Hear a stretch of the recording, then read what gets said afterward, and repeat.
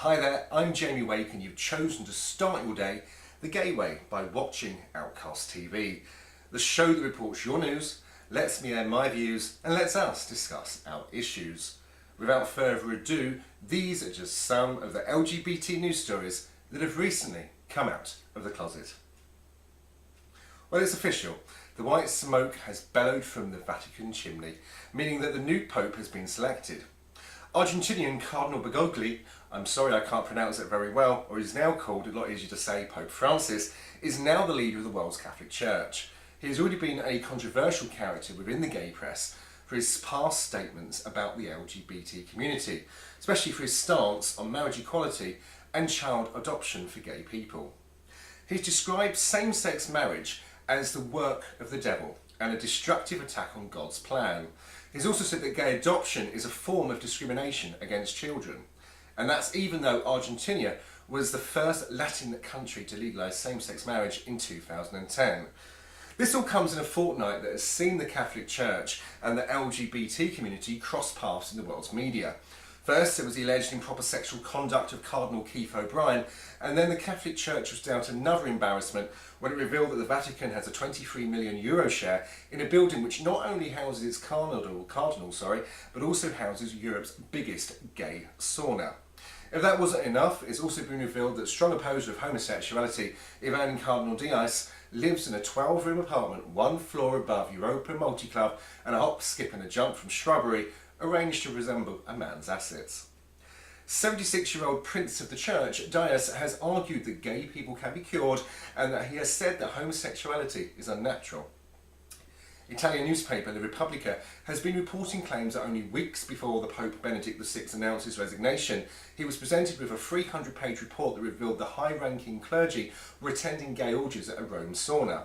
Some are also alleging that the previous Pope's decision to quit was influenced by the discovery of the presence of a gay network in the Vatican that has led to some clergymen being blackmailed. Like anyone starting a new job, I wish Pope Francis the very best, but I hope he has the vision and the strength to take the Catholic Church forward and let it adapt to the world we actually live in today. I have my own opinion as to why there appears to be so many gay people within the Church, but I'm sure I'd be shot down for even suggesting it. You see, when I was a young boy, and I know that's hard to imagine, good Catholic children were expected to grow up, get hitched, and simply reproduce. If you realised you were gay, you had the choice. You could either stay in the closet and marry someone anyway, and hope that those sexual urges don't come back again, or you could either join the church. Now, either course taken would be tough on anyone, it would be today, but thankfully, society outside of the Catholic faith is more accepting. This is what we want this new Pope to be. Tolerant and accepting of all God's creations, including us within the gay community. And hopefully he'll also show us a little of that Christian love that we often miss out on. I've heard people say that Pope Francis has previously said that gay marriage is a marriage of the devil, so at least he's considered it as a marriage rather than a civil partnership. A satirical play based on a Bible story has incensed Christians in Massachusetts who are threatening to protest over a school's plan to allow the performance to go ahead. The play at the Pioneer Valley Performing Arts Public Charter School is a spoof of the Bible's creation story and features the characters Adam and Steve. Christians are calling this version of the Genesis story blasphemous and hateful, but the head of the school, Scott Goldman, has said in a statement that while we have no control whether organisations from other states decide to protest the show, it is clear to me that many of the emails and attempts to coerce PVPA into cancelling the play. Allowing this to happen would very much go against the grain of our unique and artistic and intellectually rigorous PVPA community and the larger Pioneer Valley community. The school's website describes the play as the most fabulous story ever told, and as cheeky, raucously funny, surprisingly tender and ultimately wise as it dissects history, relationships, gay politics and the mystery of faith. Director Chris Rowan recently said that it's not a play that bashes religion, but it does make fun of some religious attitudes. Although it's full of jokes, some of them at the expense of religious fundamentalism, the play is at its heart a thoughtful investigation of the meaning of faith and family. The play is still expected to be performed as planned.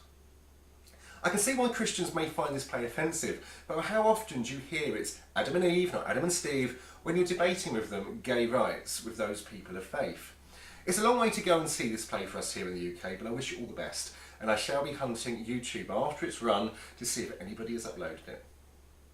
Now, we reported last week about the Boy Scouts of America, and they are currently surveying its members on a potential change in their policy, which currently bans gay scout leaders and gay members.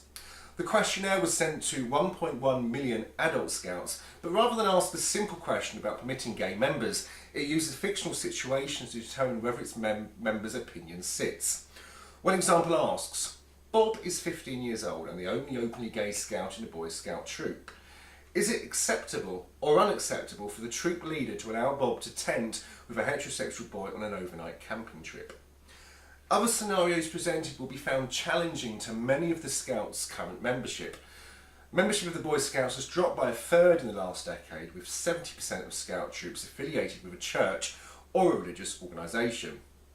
Now, I'm glad the Boy Scouts of America are appearing to start to address the issue, but wouldn't it have been easier to ask a direct question rather than pose questions that go straight, excuse the pun, to the prejudices and fears of the middle conservative American? It's almost as if they're planning in that way deliberately. Now, with the UK Pride season almost upon us, with Exodus starting the run on the 23rd of March, Brighton and Hove Pride has started to announce further detail of this event, including participation in Brighton's Fringe festival. It's already confirmed its gay icons theme for this year's parade and hopes to get many people dressing as Lady Gaga and Alan Turing, and that will take place on Saturday the 3rd of August. Other Pride festivals confirmed their dates, with 31st of August actually being extremely popular, with 6 festivals taking place in the UK: Grimsby, Hertfordshire, Leicester, Milton Keynes, Limerick, and my personal favourite, Reading. The UK Pride season seems to end on the 5th of October in Cumbria, and we'll be bringing you more Pride news in the coming weeks. Now, my final thought of the day carries the Pride topic forward. I believe that we all try and make a difference to the world in our own unique way. Of course, there are some who don't, and if you're one of those, this is not criticism. It's a reminder that there are many people, past, present and future, who are standing up and being counted, taking one for the team, and in some countries doing this despite living in constant fear for threat to their life. This is why we have Pride, to remind each other and the public as a whole of the struggles that have been and to celebrate the equality we have achieved so far. And this is how we obtain tolerance and acceptance. After all, our greatest gift is visibility. So if there's a Pride festival near you, get off Grindr and attend. That's it for this show, but please keep in touch and let us know what you think about these stories and others by email using info@outcast-tv.co.uk.